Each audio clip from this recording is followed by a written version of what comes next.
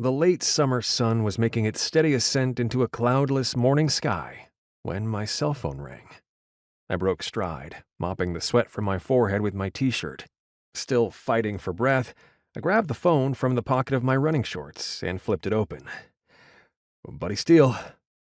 I had been jogging along a barren stretch of Freedom Beach, all the while sidestepping mounds of dried and drying seaweed that disfigured the grainy white sand. A pair of gulls eyed me suspiciously. The smell of burnt wood rose from the remains of a beach fire. Sorry, buddy. Sheriff's Deputy Johnny Kennerly's disembodied voice crackled into the phone. But we've got one. One what? One that requires your presence. Perhaps you might want to be a little less obtuse, John? Henry Carson. Who's Henry Carson? Assistant principal. Where? Freedom High. What about him? Well, for one thing, he's dead. And for another, it appears he was murdered. Still in my running shorts, but having added a green Boston Celtic hoodie, I pulled my sheriff's cruiser to a stop in front of Freedom High School. A phalanx of news personnel and their equipment, along with a handful of gawkers, had already gathered, and several began shouting questions at me as I strode past them and into the building. I was met at the door by Sheriff's Deputy Marcia Russo. "Nice legs," she commented as I approached her. "Witty. Where's Carson?" "In his office, 4th floor."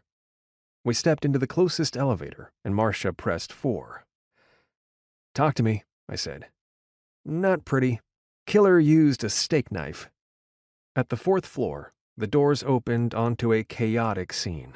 The narrow hallway was filled with small groupings of students, most of them simply standing around watching the goings-on in silence. One young woman was crying. What are they doing here? "Classes have been suspended for the day. Can we disperse them? Get them out of here."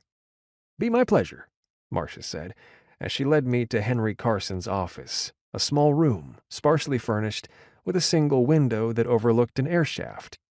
Johnny Kennerly stood in front of the office door, in conversation with Coroner Norma Richard. A team of state forensic officers huddled together, awaiting the green light to begin their investigation.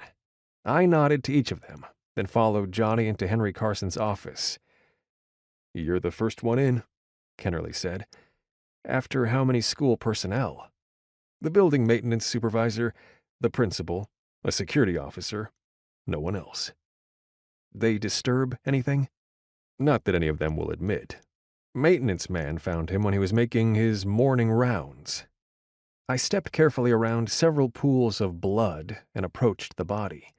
The late Mr. Carson was seated on a wooden armchair in front of his desk, face down, a stainless steel steak knife protruding from his neck. Large quantities of blood had flooded the desk en route to the unpolished wood floor, where it had congealed.